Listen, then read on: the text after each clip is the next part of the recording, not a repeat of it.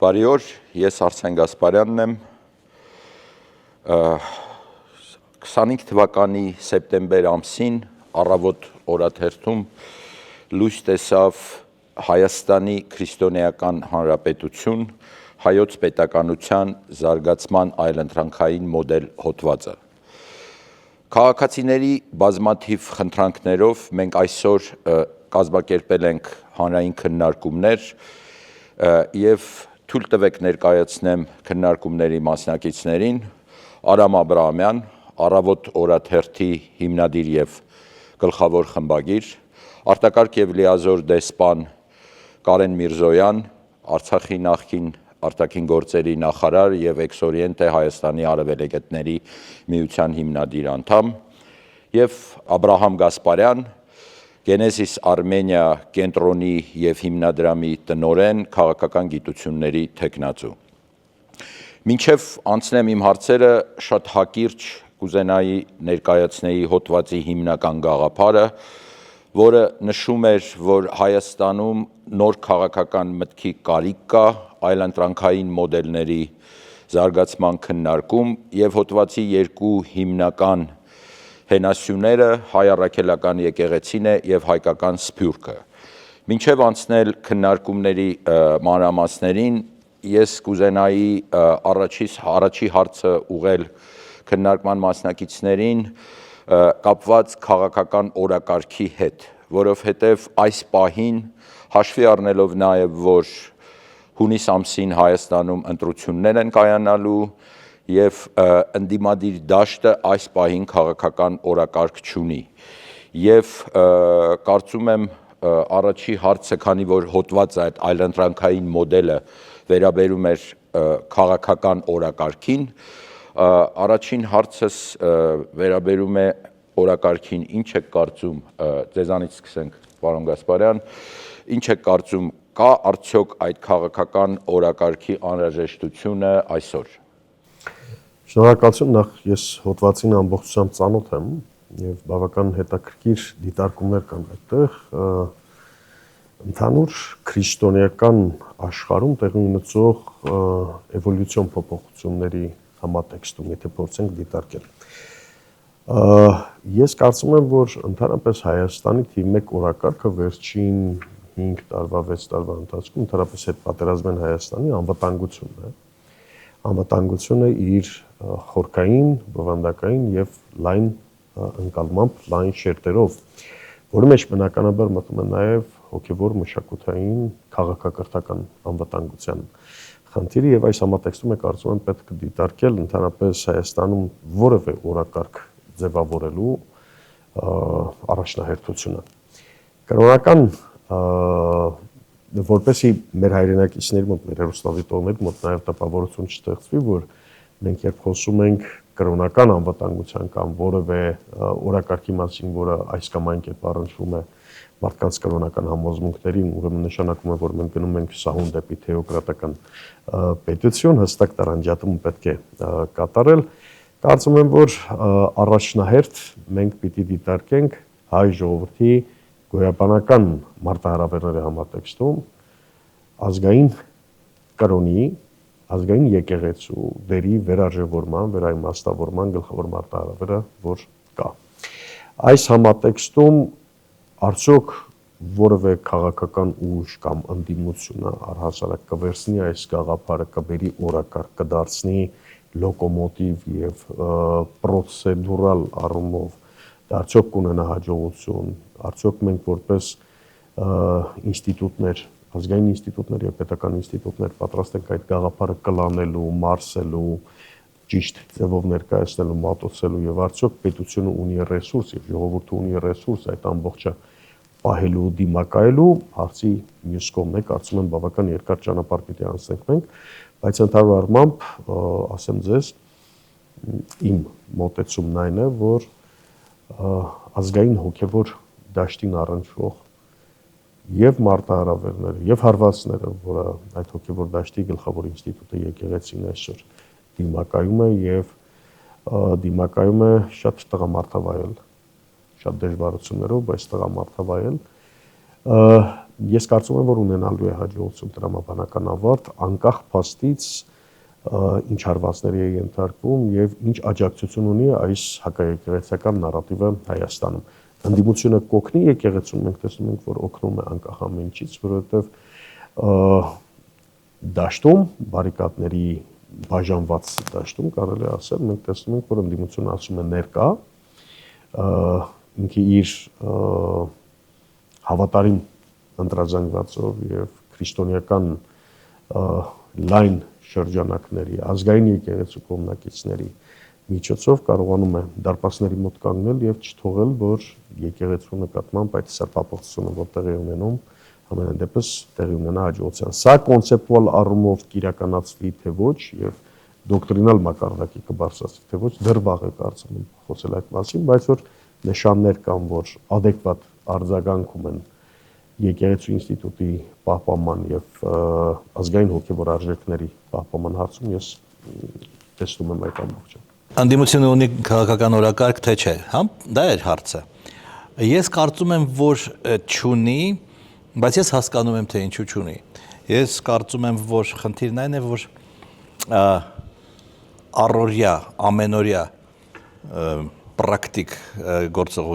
գործողությունները, այսինքն իշխանությունը ինչ-որ մի բան է ասում, անդիմությունը պատասխանում է, իշխանությունը ինչ-որ մի բան է ձեռնարկում, նույն եկեղեցու դեմ, անդիմությունը պատասխանում է, այսինքն այս ռեակցիայի, ռեակտիվ, ոչ պրոակտիվ գործողությունները ամբողջ պոտենցիալը անդիմության ուղղում են դրան եւ ավելի պրակտիկ գործողությունների, այսինքն իրենց էլեկտորատը հավաքելու։ Իսկ էլեկտորատը հավաքելը, այսինքն եթե դու սկսես խոսել զուտ գաղափարական, քաղաքական խնդիրների մասին, ապա էլեկտորատի մեծ մասը համենայն դեպս չի հասկանա։ Դուք ձեր հոդվածում գրում եք, որ 5 կուսակցություն պետք է լինի, լիբերալ, պահպանողական եւ 3 ավանդական, հա, շատ լավ կլինի, շատ լավ կլիներ, բայց պետք է լինի ավելի խաղաղ իրավիճակ, հա, այսինքն եթե պատերազմ բառը ես ճակերտների մեջ եմ գնում, եթե գնում է անընդհատ ներքին պատերազմ, որը հրահարում է բնականաբար իշխանությունը, խոսել ինչ-որ գաղափարական բաների մասին պետք է, բայց շատ դժվար է։ Եվ հենց այդ պատճառով էլ անդիմության օրակարգը չի ձևավորվում եւ այս ձեր հոդվածը մտավոր, ինտելեկտուալ շրջանակներում քննարկվում է, հա, եւ դուք համեստորեն չասեցիք, որ քննարկվում է, բայց քննարկվում է, հա, այդ շրջանակներում, բայց ես չեմ լսել, որ քաղաքական ուժերը դա քննարկեն։ Գուցե ասեն վատ է, բայց ընդհանրապես չեն քննարկում, որտեղ նրանք զբաղված են այլ ավելի մարտավարական գործերով։ Պարոն Միրզոյան։ Գիտեք, ես շատ հետաքրքիր կարծիքներ հնչեցին, ես կնախընտրեի այդ քաղաքական օրակարգի հարցը մի փոքր տարանջատել առաջիկա ընտրությունների խնդրից, հա, եւ դիտարկել ավելի լայն համատեքստում։ Կարծում եմ, որ այսօր ընդհանրապես հարց կա, որն է մեր բոլորիս քաղաքական օրակարգը։ Հա, դաշտում մենք ունենք որոշակի կարծրատիպեր, որոշակի նարատիվներ, որոնք ավանդաբար սերնդեսերունդ փոխանցվում են, ամենատարածվածը դա բանն է, հա, ասենք թե արևմտամետների եւ այսպես ասած ռուսամետների այդ ընդհարումն է, այսինքն որը դժբախտություն է։ Չէ, որը գիտեք արտաքին գրավչության առումով, այսինքն շատ հեշտ է դրա հիման վրա վերլուծություններ անել, եզրակացություններ անել, բայց այն բացարձակապես չի արտահայտում իրականությունը, որտեղ մեր քաղաքական ներքնապնակը իմ դիտարկումներով ավելի հարուստ է, ավելի շատ էլեմենտներ է իր մեջ ներառում։ Եվ այստեղ խոսքը իրոք գնում է նրա մասին, որ անհրաժեշտ է ինչ-որ նոր էլեմենտներ դնել շրջանառության մեջ։ Պարոն Աբրահամյանը նշեց, որ այս հոդվածը դարձել է որոշակի քննարկումների առարկա, իրոք այդպես է։ Համենայն դեպս ես էլ ականատես եմ, որ սոցցանցերում բավական աշխույժ քննարկում է գնացել եւ գնում է։ Անկախ նրանից, թե մեջ այս գաղափարի էլեմենտները, տարրերը ընդունելի են, թե ընդունելի չեն, սակայն դա ինչ-որ հնարավորություն է իրոք անկեղծ եւ մանրամասն զրույց ծավալելու մեր ազգային խնդիրների եւ մեր ազգային նպատակների շուրջ։ Ես կարծում եմ այս հարցին պետք է մոտենալ հենց այդ տեսակետից։ Շնորհակալություն։ Ես կարծում եմ, որ ընտրությունները ընդհանրապես, դա այլընտրանքների մրցակցություն է։ Սա մեկ, երկրորդը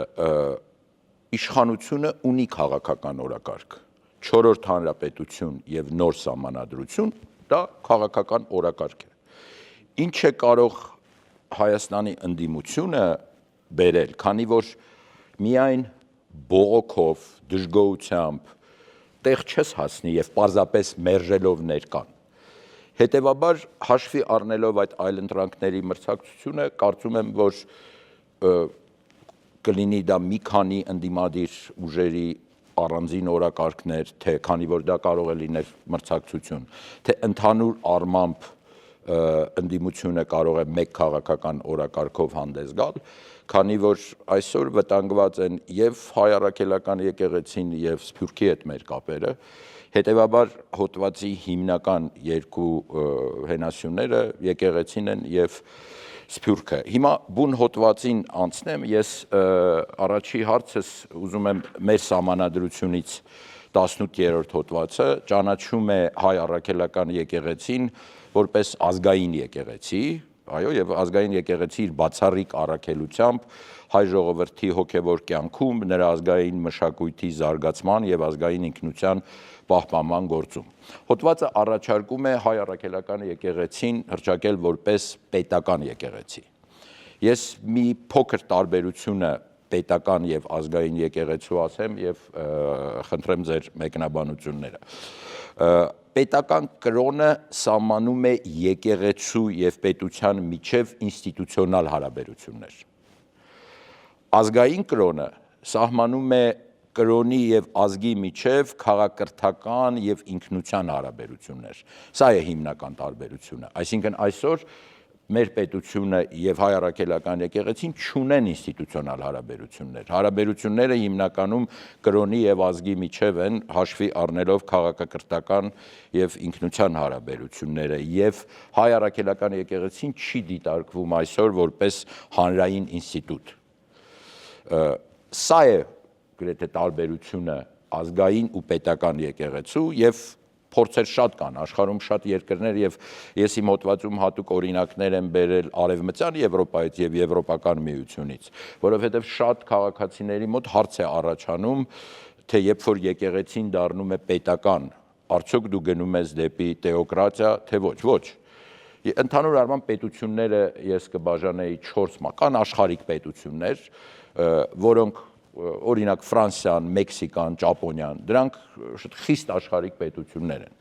Թեոկրատիաները պարզ են Իրանը, Վատիկանը, Սաուդյան Արաբիան եւ այլն, եւ կան պետություններ, որոնք եկեղեցին պետական կրոն են հռչակում, եւ պետություններ, որտեղ եկեղեցին հաստատված ինստիտուտ է, ինչպես օրինակ Հունաստանը, որտեղ գերիշխող դեր ունի հույն ուղղափառ եկեղեցին։ Հետևաբար տարբերությունը եւ բացարձակապես խնդիր չէ, այսինքն կրոնի ազատությունը այս պետություններում։ Այն օրինակները, որ ես հոդվածում բերում եմ Դանիան, Իսլանդիան, Կոստարիկան, Մալթան, բոլորը Նորվեգիան, որը մինչև 2012 թիվը պետական էր կրոնը, հետո փոխեցին սահմանադրությունը, բայց այդ լութերանական եկեղեցու գերիշխող դիրքը միևնույն է մնաց։ Այս պետություններում խոսքի եւ մամուլի ազատությունը ոչ թե խնդիր չունի, նրանք ամենաբարձրն են երևի համաշխարհային ինդեքսում առաջատար դերերում են եւ չկա որևէ սահմանափակում կրոնների միջև։ Ձեզանից սկսենք, պարոն Գասպարյան, երևի ինչ եք կարծում, որովհետեւ առաջարկը շատ հստակ է, որովհետեւ եթե հայ առաքելական եկեղեցին լիներ պետական եկեղեցի եւ կրոնը պետական, այս հակամարտությունը, որ այսօր ունենք, կառավարության եւ եկեղեցու միջև դա երբեք տեղի չէր ունենա։ Դեք մեր հարգարժան զրուցակիցները շատ դիպուկ նշեցին, որ այսօրվա քաղաքական օրակարգի համատեքստում այս խնդիրները նախ քաղաքական ուժերին հետաքրքիր չեն ընդունել։ Իրենք այս թեմաները ֆանտաստիկ թեմաներ են, երբ որ մենք կունենանք խաղաղաշինության այնպիսի process, որ ժամանակի պրոֆիցիտով մենք կարողանանք այս խնդիրներով զբաղվել, իհարկե։ Ես կարծում եմ, որ այս խնդիրը ամփոփեմ ձեր հարցը, այո, քաղաքական օրակարգում չկա, վստահ եմ լինելու է ինչ որ մի օր։ Ու եթե բաժանենք մինչև 2026 թվականի հունիսի 8-ը եւ դրանից հետո, կարծում եմ գլխավոր մարտահրավերներից մեկը նաեւ այս իշխանություններին հրաժեշտ տալուց հետո հայկական պետության համար լինելու է այս խնդիրը, բայց հետեւյալ ձևակերպմամբ։ Պետությունը ինչպես կարող է նպաստել եկեղեցու դերի ավելացմանը եւ եկեղեցական դիվանագիտության միջոցով հայ ժողովրդի գոյութենական խնդիրները կամ մարտահրավերները լուծելու հարցում պետությունը ինչպես կարող է նպաստել մոդելը կիրառելու համար բավական լուրջ ճանապարհ պիտի անցնենք եւ պետականության փորձ պիտի կուտակենք դեռևս, որովհետեւ մենք պատրաստ չենք, եկեք ընդունենք, որ հայ առաքելական եկեղեցու դեմ այս արշավանքը որտեղի է ունենում, մենք որպես ժողովուրդ էլ պատրաստ չէինք սրան, որովհետեւ որևէ մեկի մտքով չէր անցնի, որ Հայաստանը կունենա մի իշխանություն, որ բոլոր սրբությունները, այսպես տրորելով անցավ, կհասնի եկեղեցի եւ մենք երբևէ 7-րդ երազում կպատկերացնենք, որ պետական պաշտոնյաները կամ մարզպետ կլինի, չգիտեմ ինչ կլինի, ուժային կառույցի ներկայացուցիչ կլինի, կմոտենա Էջմիածնի Մայր տաճարի դռանը եւ կփորձի ներխուժել։ Մենք սրան պատրաստ չէինք եւ կարծում եմ այս համատեքստում պատրաստ չենք նաեւ գնալու այնպիսի ռիսկային քայլերի, որոնք կվտանգեն ընդհանրապես եկեղեցու հեղինակություն նաեւ մեր ժողովրդի շրջանում։ Պարոն Աբրամյան։ Ես ավելի տես պրակտիկ եմ, պատկերացնում, ուզում եմ տեսնեմ ինչի կվերածվի ձեր առաջարկը, օրինակ, 10 եպիսկոպոս լինի խորհրդարանի անդամ, որ 10 կներեք մի ճշգրտում, կարծեմ 10-ել գրված 13 պետք է լինի։ 13 բացատրեմ ինչի, որտեվ եթե չեմ սխալվում, հայ առաքելական եկեղեցին ունի 13 թեմ Հայաստանում, ներառյալ Արցախի թեմը։ Իմ գաղափարն էլ, որ բոլոր թեմերի առաջնորդները լինեին խորհրդարանում։ Սահմանադրական կարգով, ոչ թե ընտրությամբ, դա այսինքն պետական եկեղեցի հռչակելու էլեմենտներից մեկն է։ Բացարձակապես չսահմանափակելով կրոնի եւ խղճի ազատությունը Հայաստանում։ 13 ենթադրենք ձեր առաջարկը ընդունում է, մտցվում է սահմանադրության մեջ, 13 եպիսկոպոս դառնում են խորհրդարանի։ Որ 13, որոնք իշխանության գրպանում են։ Մենք արդեն գիտենք, որ կարող են եպիսկոպոսները լինեն իշխանության գրպանում։ Եվ այդ դեպքում եկեղեցու մասնակցությունը, եկեղեցու դերը որևէ նշանակություն չի ունի։ Այսինքն պրակտիկան, իրավակիրառական պրակտիկան եւ այն օրենքները, որոնք պետք է ընդունվեն, թեկուզ այս 26 թվականը մի կողմ դրած, դրանք պետք է համեմատելի լինեն, ճիշտ նույն ձևով մեկ այլ օրինակով, չնայած դա եկեղեցու հետ կապ չունի, դուք ասում եք, պետք է լինի 60% իրավաբան խորհրդարանի անդամ, ասում եք, չէ՞, ինչ իրավաբան, որովհետև մենք գիտենք իրավաբաններ, օրինակ նույն իշխող կուսակցության իրավական կրթություն ստացած աղջիկ պատգամավորը ասում է, որ դատարանը իրավունք ունի որոշելու, թե ում է կաթողիկոսը նշանակում թեմի առաջնորդ եւ ում չի նշանակում։ Այսինքն այդ պատգամավորի իրավական գիտելիքները ավելի տկար են, քան միջին իրավական գիտելիքները, այսինքն նախ պետք է լինի մթնոլորտ եւ չգրված օրենքներ։ Մենք Վրաստանի մասին խոսել ենք, տեսեք, իմ գործընկերները, որոնք լիբերալ են, լրագրողները, որոնց հետ շփվում եմ, վրացի, շփվում էի։ Նրանք երբ որ տեսնում են Իլիա II նկարը, նրանք խաչականգվում են։ Այսինքն նրանք բոլոր դեպքերում ունեն մեծ պատկառանք եկեղեցու եւ նրա լիդերի նկատմամբ, որը մեր մոտ չկար, ոչ միայն այս 18 թվականից հետո, այլ ընդհանրապես չկար։ Սովետի իմ ապրած տարիներին չկար, անկախ Հայաստանում չկար, հիմա էլ չկա։ Այսինքն ինստիտուցիոնալ բաները պետք է ելնեն,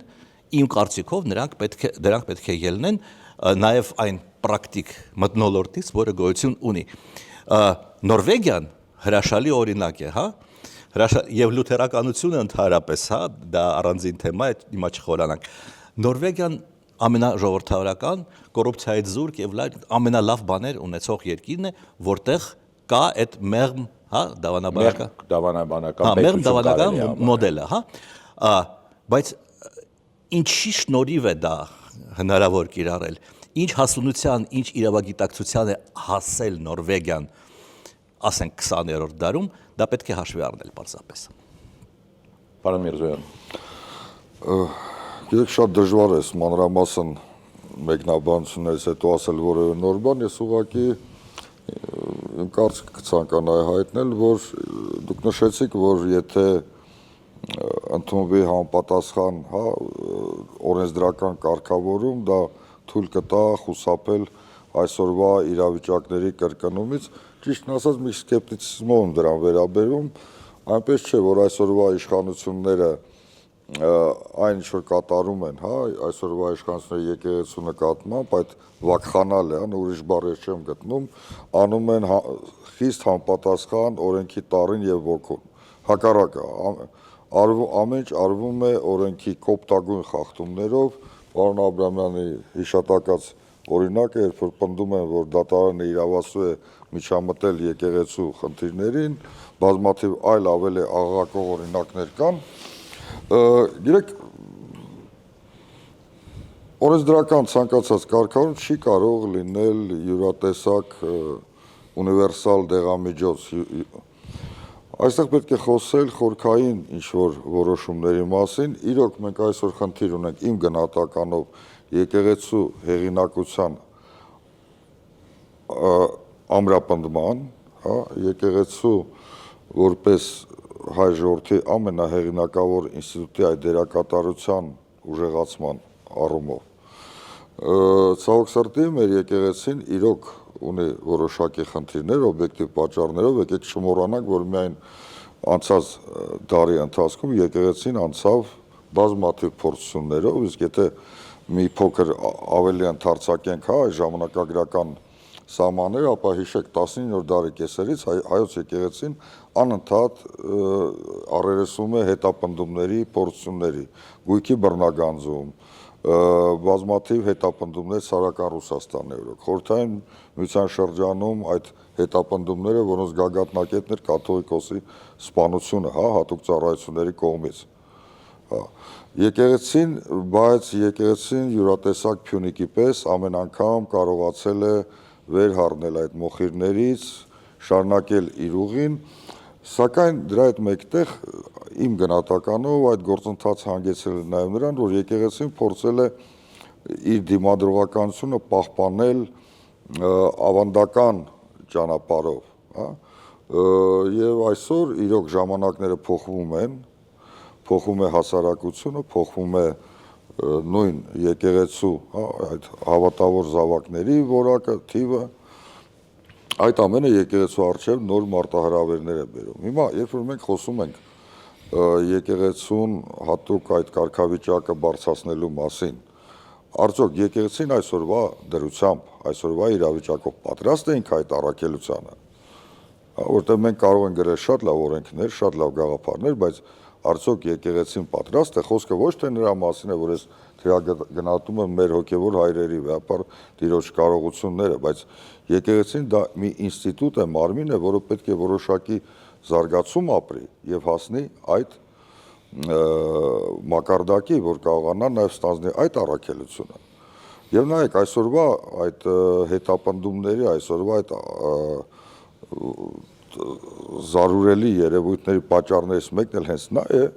որ իշխանությունները փորձում են այդ պատրանքը, որ եկեղեցին պետք է ինչ-որ վերափոխվի եւ այլ, օգտագործեն իրենց նպատակներով։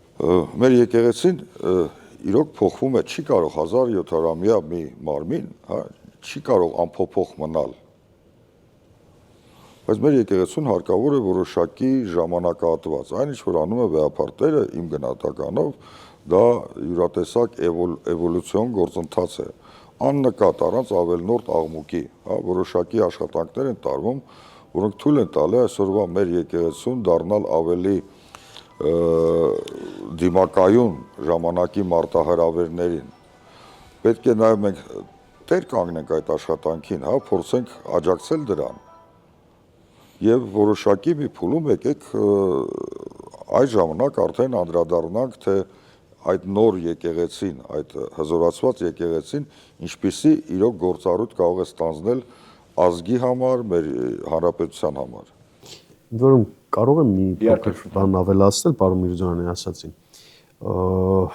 Ենթադրում եմ, որ տողատակերում ասվում էր հետևյալը, որ բարեփոխումների այն ճանապարհը, որը պիտի անցնի, դա էվոլյուցիայով պայմանավորված օբյեկտիվ անհրաժեշտություն է, որի նախաձեռնողն ու իրականացնողը պիտի լինի բուն եկեղեցին եւ ոչ թե արտաքին օրակարգ պետք է որպես հա թելադրվի եկեղեցու, որ չգիտեմ մի քանի հերոսակախմբեր եկել են եւ որոշում են, որ իրենք պիտի բարեփոխեն եկեղեցին, իսկ դա օբյեկտիվ անհրաժեշտություն է եկեղեցու ներսում համընթաց քայլելու ժամանակի հրամայական դիջիտալ դարաշրջանի եւ զանգվածներ չկորցնելու հակառակը ձուլման հզոր մեքենայի դեմ, անկասելի մեքենայի դեմ Սփյուռքում եւ ինչու՞ չէ Հայաստանում արժեքային ձուլման մասին է խոսքը, եկեղեցին այդտեղ է, որ մեծագույն դերակատարում պետք է ունենա եւ առաջին քայլը, որ պետք է անի հենց եկեղեցին, այո, բարեփոխումների այն ճանապարհը անցնելն է, որը ներսից է գալիս։ Ես շատ լավ պատմական խճանկարը պատկերացնում եմ այդ իմաստով, որ 19-րդ դարի սկզբից դեռ, պարոն Միրզոյանը կեսերն է ասում, դեռ սկզբից, այսինքն 20-ականներից, երբ որ ներսես աշտարակեցու, այս ամբողջ էպոխան կարելի է հասկանալ եւ տեսնել, թե ցարական Ռուսաստանից սկսած մինչեւ Օսմանյան կայսրություն, մինչեւ Խրիմյան հայրիկ, մինչեւ հայ եկեղեցու կալվածների գրավում եւ այդտեղ շատ կարեւոր մի հանգամանք կա, որ մենք խոսում ենք ազգային եկեղեցու խնդրի մասին, 1903-5 թվականներ հայ-թաթարական կռիվները, ընդհանրապես Հարավային Կովկասում եւ հայ եկեղեցու կալվածների դեմ պատերազմը, որը սկսվել էր եւ որը շարունակվեց մինչեւ 1910-12 թվական տարբեր դատական գործընթացներով եկեղեցու ազգային լինելու, պատմազգային լինելու հանգամանքը հենց պայմանավորում է դրանով, որ քո ազգի զավակները, քո քաղաքական շարժումները, կուսակցություններն էին, որ պաշտպանեցին այդ կալվածները։ Եվ Հարավային Կովկասում հետագայում, այսպես այն ժամանակ այսօր Կովկասում հայկական էթնիկ տարի շարունակականությունը պայմանավորված էր կուսակցություններ կամ ազգային ֆիդայական շարժում եկեղեցի այդ շատ հետաքրքիր համադրությամբ աշխատանքի, կազմակերպչական աշխատանքի համադրությամբ, որով մի ամբողջ ցարական Ռուսաստան վերջում ընդունեց, որ այո հնարավոր չէ միջամտել հայ եկեղեցու խնդիրներին եւ վեհափառ հայրապետին չընդունել, օրինակ չճանաչել, շատ հետաքրքիր արխիվ կա ի վերջո, թե Օսմանյան կայսրությունն եւ ցարական Ռուսաստանն ինչպես են վերաբերվել։ Օրինակ ցարական Ռուսաստանի բարձրաստիճան դիվանագետները, արտաքին գործերի նախարարները այն ժամանակ հատուկ զեկույցներ են գրել ցարին, որ լավ եկեղեցին մենք մի քիչ փորձում ենք քանդել ես անել, բայց վեհափառին չդիպչեք, տեսեք ինչ հետաքրքիր բան է, որովհետեւ ինքը սիմվոլ է, որովհետեւ եթե դիպչես, նախ ստատուս ես տալիս, ստատուսը ընդգծում ես, բավական հետաքրքիր է դիվանագիտական գրագրության մեջ, դրա համար շրջանցել են օրինակ այդ ամբողջը ի տարբերություն մեր այսօրվա քաղաքական իրադարձությունների զուտ դա է ուզում ավելացնել։ Վերադառնալով ներկային եւ մի փոքր շեղվելով հոդվածի գաղափարին, ավելի շուտ հիմնական ինչն էր պատճառը, որ այդ հոդվածը ես գրեցի, ես կարծում եմ, որ մեր հասարակությունը պատրաստ չէ խորհրդարանական կառավարման, բացատրեմ ինչու։ Հատկապես 20 թվականի Արցախի պատերազմի եւ Արցախի կորուստից հետո սոցիալական համախմբվածություն չկա Հայաստանում, սա մեկ։ Դրանից առաջ էլ չկար, պատերազմից առաջ էլ չեմ կարող ասել, որ հասարակական համախմբվածություն կար Հայաստանում։ Երկրորդը խորհրդարանական կառավարումը եւ գոյություն ունեցող ներկա քաղաքական, ասենք, կուսակցությունները խորհրդարանում եւ այն ինչ որ կատարվում է Հայաստանում, պառակտում է մեր հասարակությունը, պառակտված է մեր հասարակությունը, ուզենք թե չուզենք, ճիշտ է, ասենք, մենք չունենք ասենք էթնիկական, ռասայական պառակտում, բայց օրինակ եկեղեցու հարցում հասարակությունը պառակտված է, սա երկուս։ Հետո խորհրդարանական կառավարման դեպքում խորհրդարանական մեծամասնությունը վերածվում է մեծամասնության ռեպրեսիաների։ Սա էլ երրորդ պատճառը, որ հետևանքներն են, երբ որ հասարակությունը պատրաստ չի լինում խորհրդարանական կառավարման, ինչ կարող է տեղի ունենալ։ Նախագահական ռեպրեսիաներ հնարավոր չեն։ Հնարավոր են, ուղղակի սա սրեց այս կառավարման տեսակը սրեց պառակտումը հասարակության։ Հնարավոր են իհարկե, բայց փորձեր կան, որ խորհրդարանական կառավարումից պետությունները անցել են նախագահական։ Օրինակ 1960-ական թվականներին դա Բրազիլիայում տեղի ունեցավ, Ֆրանսիայում 1958 թվականին խորհրդարանականից ֆրանսիացիները անցան նախագահական, կարծեմ 21 թվականին Ղրղըզստանը նույնը արեց, մեր հարևան Թուրքիան երկար տարիներ ավելի ուժեղ խորհրդարանական էր, հետո Էրդողանը փոխեց ուժեղ նախագահականի։ Այսինքն իմ կարծիքով մեր հասարակությունը պատրաստ չի խորհրդարանական կառավարման մեկ, հետևաբար հոդվածի մեջ միտող է ճիշտ է գրվում, որ կլինի ապագայում Հայաստանը խորհրդարանական թե նախագահական, բայց ես բազմաթիվ ասենք նամակներ եմ ստացել, երբ որ մեր քաղաքացիները կարծում են, որ նախագահական կառավարումը ամենաարդյունավետն է Հայաստանի համար, բայց դա ուրիշ քննարկման հարց է։ Ուղղակի վերադառնալով քաղաքական օրակարգին եւ եկեղեցին, հայ առաքելական եկեղեցին պետական հռչակելու, ես կարծում եմ կառավարման կարողությունը պետք է բացատրվի ժողովրդին ընտրություններից առաջ եւ դրա հետ է կապված քաղաքական օրակարգը եւ գաղափարը, որ եկեղեցին, հայ առաքելական եկեղեցին հռչակվի որպես պետական, նաեւ ունի երևի կանխարգելիչ նաեւ ինչ որ մի միջոց, որ երբևիցե, երբ որ դու ցույց ես տալիս, որ դու երբ որ գաս իշխանության սահմանադրություն կփոխես, որտեվ իրոք դա իմ կարծիքն է, այս կառավարման մոդելը, որ մենք ունենք, մեր հասարակությունը պատրաստ չի դրան։ Տարիներ, տասնյակ տարիներ պետք է տևի, որ դրան պատրաստվեց, երաշխիք էլ չկա, որ դա կհաջողվի։ Եվ ընդդիմությունը պետք է իր կարողությունը կառավարելու եւ ծրագիրը այլընտրանքային մոդելը ցույց տա ընտրություններից առաջ, սա մեկ։ Այսինքն այդ այլընտրանքների մրցակցությունը ես չեմ տեսնում։ Այո, կա բողոք, կա դժգոհություն, կա պարզապես ներկան մերժելու գաղափարներ, վիրավորանքներ եւ այլն, բայց մեծ լուրջ այլընտրանքային ծրագիր հաշվի առնելով եւ Արցախի կորուստը եւ մնացած բոլոր խնդիրները, այսինքն եկեղեցին պետական հռչակելու գաղափարը մեկն էր, որ երբևիցե որևէ իշխանության մտքով Հայաստանում ապագայում չանցնի խառնվել եկեղեցու ներքին գործերին եւ տեղի ունենա այն, ինչ որ այսօր է տեղի ունենում,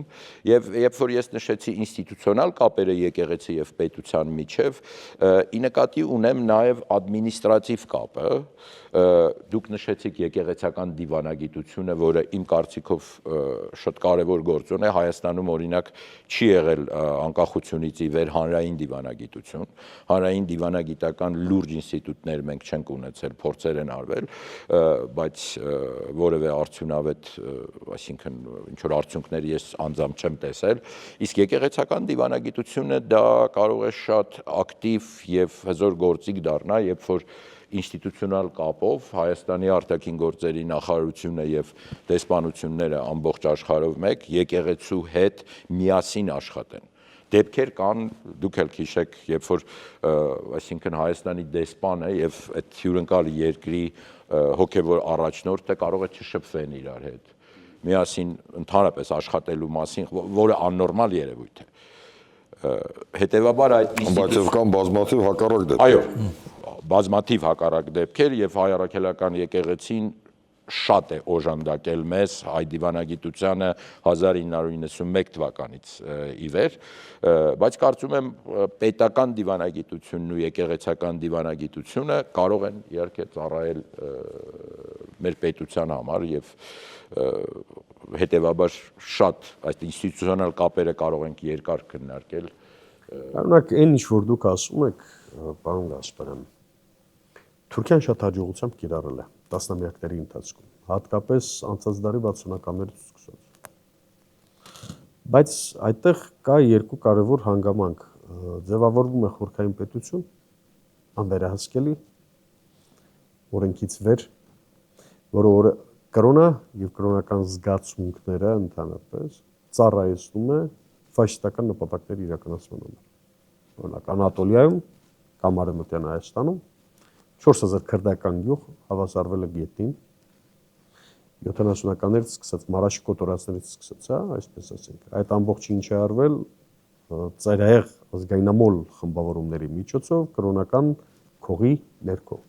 Նույնությամբ ճիշտ այնպես, ինչպես այսօր տեղի ունենում Սիրիայում, Սիրիայի հյուսիսարևելյան շրջանում քրդերի նկատմամբ նույն քաղաքականությունն է։ Հիմա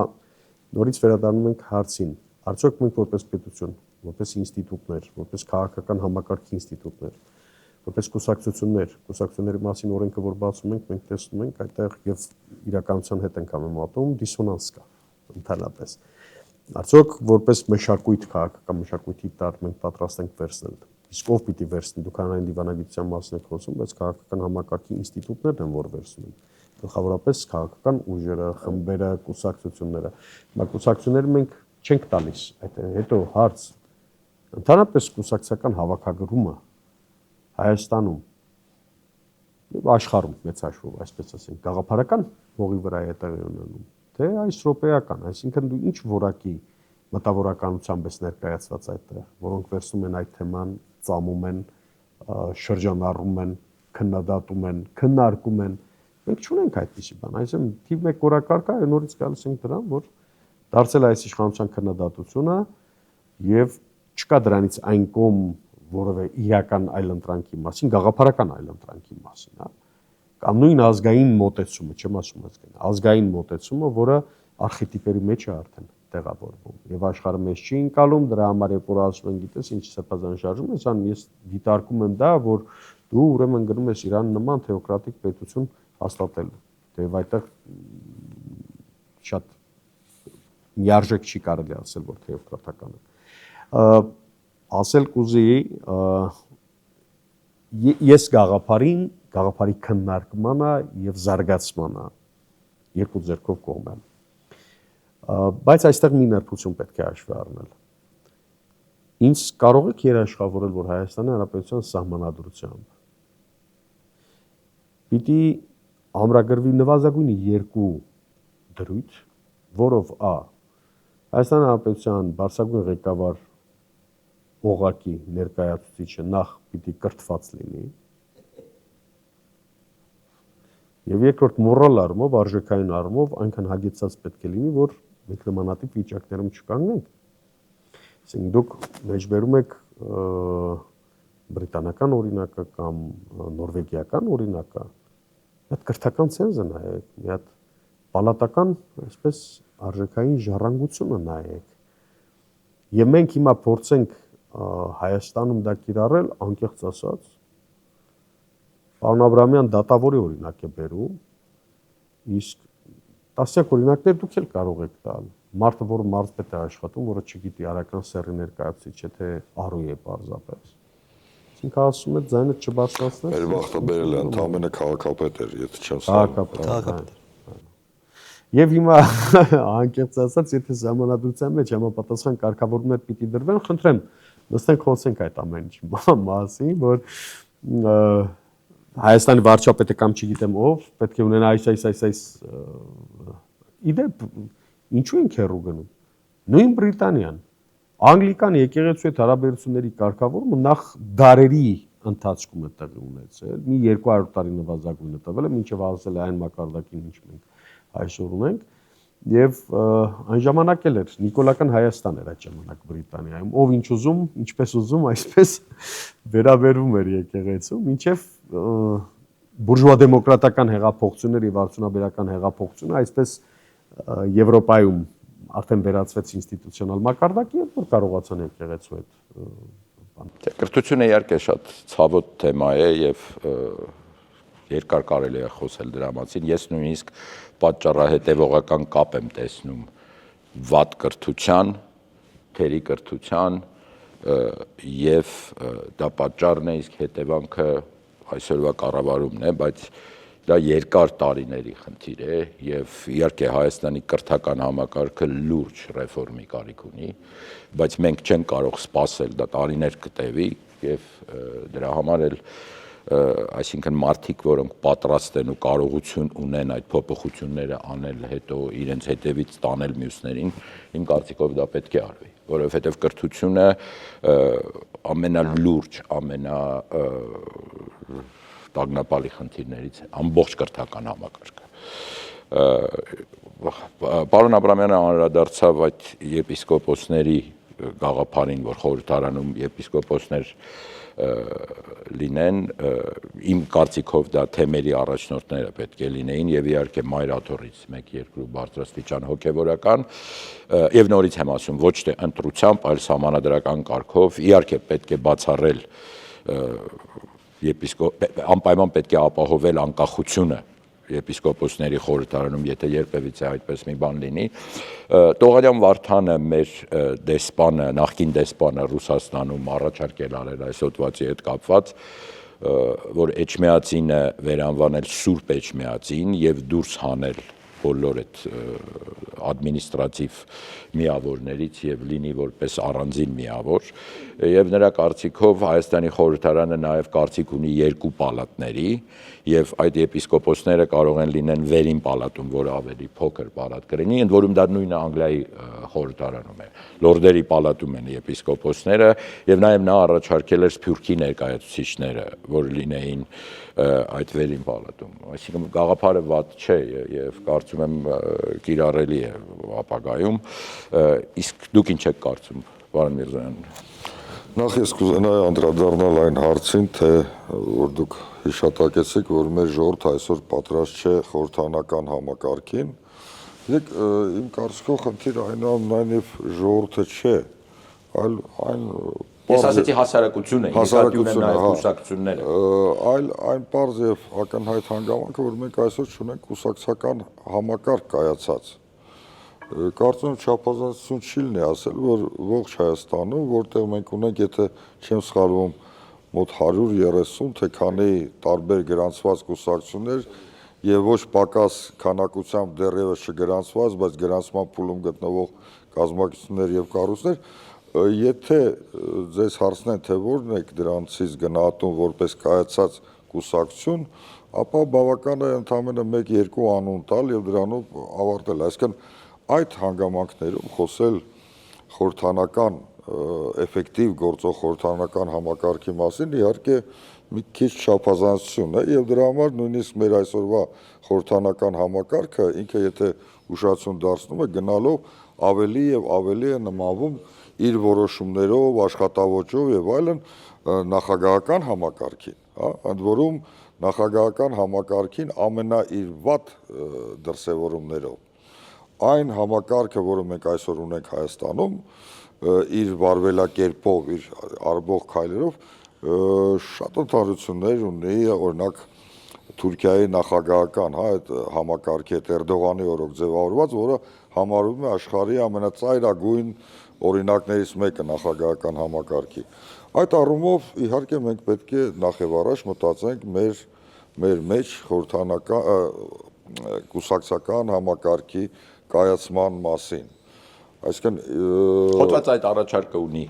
Այո, Պարոն Աբրամյանն էլ նշեց, քանի որ կներեք, այսինքն 120-ից ավել կուսակցություն այս փոքրիկ Հայաստանում դա աբսուրդ է, եւ հոդվածը առաջարկում է ունենալ ամենաշատը 5 կուսակցություն Հայաստանում։ Բայց կներեք, դա մի քիչ վոլունտարիստական մոտեցում է, ուրեմն 5 կուսակցություն եւ վեր։ 5 թիվը ինչով է պայմանավորված։ Ես հասկանում եմ տրամաբանությունը, որ պետք է լինի 1 լիբերալ, 3 կուսակցություններ եւ ասենք թե բանը մենք 3 մեր ավանդական կուսակցությունները հիմա 3 ավանդական կուսակցություններից մենք այսօր ունենք ակտիվ գործող հայահեղափոխական դաշնակցություն։ Հա, եկեք դա ընդունենք Իհարկե։ Հա, թող չնեղանան մեր ռամկավար եւ հնչակ բարեկամները, ընկերները, բայց փաստը մնում է Մարդկանց պետք է բերել Հայաստան, պետք է աշխատել։ Չէ, բայց ի վերջո ժամանակին, երբ որ ստեղծում են այդ կուսակցությունները, իրենք ստեղծում են ոչ թե նրա համար, որ մենք ունենանք 3 ավանդական կուսակցություն, իրենք արտացոլում էին այն ժամանակվա հայ հասարակության մեջ գաղափարական գաղափարական այդ պատկերը, հա։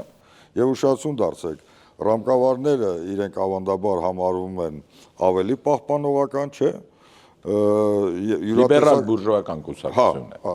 Արմենականների Հիմա շարունակություն։ Հնչակներն էլ սոցիալ-դեմոկրատները։ այն որ կուսակցական համակարգը պետք է պարզեցվի, պետք է մտածել ինչ որ մի մեխանիզմներ իմ գնահատականով, որ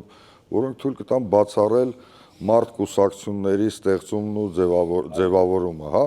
Մենք բազմաթիվ օրինակներ ունենք, որ կուսակցությունը, որ ունի շատ գեղեցիկ անվանում, բայց երբ որ խորանում ես, ուզում ես հասկանաս ինչի մասն է այդ անվանումը, ինչի մասն է այս կուսակցությունը, բարձում է, որ կուսակցության անդամներն են կուսակցության առաջնորդը, կինը եւ զոնքանչ։ եւ երբեմն դիմացի բանը, դրկից հարևանը։ Դրա համար, այսինքն գաղափարը հետեւյալն է բացառել այդ փոքրիկ կուսակցությունները եւ քաղաքական դաշտը մաքրել։ Այսինքն այդ առումով, եթե մենք իրոք կարողանում ենք ձևավորել ինչ-որ մեխանիզմներ, որոնք թույլ կտան ի վերջո կուսակցությունների ստեղծման գործընթացը Հայաստանում կանոնակարգել, առողջ հենքի վրա դնել, դա իրոք մեծ քայլ կլինի, բայց նախապես դնել ինչ-որ մի նպատակ, որ մենք ունենալու ենք սա եւ այլ բան մենք չենք ուզում։ Ես այդ ճանապարհով չէի գնա, որտեղ այսօր հասարակությունում առկա են շատ հետաքրքիր տրամադրություններ, սկսած մինչև ծայրահեղ ազգայնական։ Հիմա մենք ինչ է արգելելու ենք այդ մարդկանց իրենց տեսակետը արտահայտել։ Գնան դաշնակցություն։ Այսինքն դաշնակցությունը պետք է վերցնի իր վրա այդ բեռը։ Այո։ Դաշնակցությունը ազգայնական չի հենց ամբողջ խնդիրը, այլ ազգային է։ Եվ սոցիալիստական դաշնակցությունը 5 կուսակցություն է, ինքը գիտի իր ուղին եւ այդ ուղիով անշեղորեն շարունակում է գնալ։ Եվ այստեղ նայեք, պարոն Աբրահամյան մի երկու անգամ անդրադարձավ այդ որոշակի քանակությամբ իրավաբանների անհրաժեշտության մասին խորհրդարանում, նայեք, մենք 4 հոգի ենք, ոչ մեկս իրավական կրթություն չունենք, հա, բայց թույլ ենք տվել մեզ նստել եւ քննարկել որոշակի իրավական կշիռ ունեցող հարցեր, հա։ Միգուցե այդքան էլ կարևոր չէ իրավաբանական կրթության արկայությունը, նամանավանդ որ փորձը ցույց է տալի, որ իրավաբանական կրթության արկայությունը դա երաշխիք չէ, որ մարդ լինի կներեք կատարյալ ապուշ, հակառակը։ Իրավաբանական կրթության արկայության դեպքում դա ողբերգություն է, երբ որ մարդ մի հատ է կատարյալ ապուշ է։ Միգուցե մեկ այլ չափանիշ։ Իսկ եթե կրկնակի կատարյալ ապուշություն է ստացվում, Ես հիմքը վերցրել եմ։ Դա ողբերգություն է։ Ես հիմքը վերցրել եմ կներեք Միացյալ Նահանգների կոնգրեսը եւ տարիներ շարունակ նայելով կոնգրեսում իրավաբանների, այսինքն նախկին դատավորներ, դատախազներ, փաստաբանների 60-ից 70% հետո նվազում էր։ Դա միայն Միացյալ Նահանգներում չէ, բազմաթիվ երկրներում, բայց պարզ է, նրանց իրավաբանական դպրոցներն են ավելի լավը։ Բայց միևնույն է, պետք է փորձել ձգտել լավին, չեմ համեմատել Աֆրիկայի պետությունների խորհրդարանների։ Ես ասել եմ Աֆրիկայի խորհրդարաններում են նույնպես մեծ թվով իրավաբաններ են ներկայացված։ Արտադիր չի, ոչ բոլորում։ Հա, միգուցե գնանք հենց այդ ճանապարհով, որ մարդիկ, որոնք ունեն որոշակի փորձառություն, որոշակի, չգիտեմ, ունակ են արտաբերել որոշակի օգտակար միտք, գաղափար։ Եվ կենսագրություն պետք է ունենան եւ փորձ, ոչ միայն աշխատանքային, այլ նաեւ կյանքի։ Այդ ամենը պահանջում է բավականին դժվար հանրային քննարկում։ Ես օրինակ շատ ուրախ կլինեմ, եթե այսօրվա զրույցի մասնակիցները անմիջապես այս հաղորդման եթեր գնալուց հետո ենթարկվեն անխնա քննադատության, այդ թվում նաեւ ես, հա, բայց այդ գնով կարողանանք ինչ որ մի դիսկուրս, հա, գրել, բորբոքել, հա։ Ընդ որում ես շնորհակալ եմ բոլորից հետ այս քննարկման համար, այս քննարկումները պետք է շարունակեն, քանի որ հոդվածի երկրորդ հենասյունը Սփյուռքն է եւ Սփյուռքի ավելի ակտիվ մասնակցությունը Հայաստանի ներքին քաղաքական կյանքին, շնորհակալ եմ բոլորից հետ, շատ արդյունավետ քննարկում էր, մինչև մյուս հանդիպում։